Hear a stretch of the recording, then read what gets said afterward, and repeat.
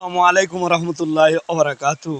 আমরা আজকে সকালে ফজরের জমাতে মাত্র 4 জন লোক হয়েছিলাম, কিন্তু পুরা সমাজ ভর্তি মানুষ আর মানুষ। কিন্তু একটা লোকও এখন পর্যন্ত, এখন প্রায় 6টা বাজে, এখন পর্যন্ত একটা লোকও ঘুমের থেকে উঠে না।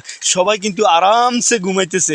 কিন্তু ভাইয়া, আসলে এই দুনিয়ার জমিন আজীবন আপনি থাকতে পারতেন না। খালি এখন শুধু ঘুমাইতেছেন। কিন্তু এই ঘুম যখন নির্ধারিত একটা টাইম আপনাকে দিয়েছিল, যখন টাইম শেষ হয়ে যাবেন তখনই হাত লাশ হয়ে যাবেন, আর হাত দুনিয়ার থেকে চলে যাইতে হইবে।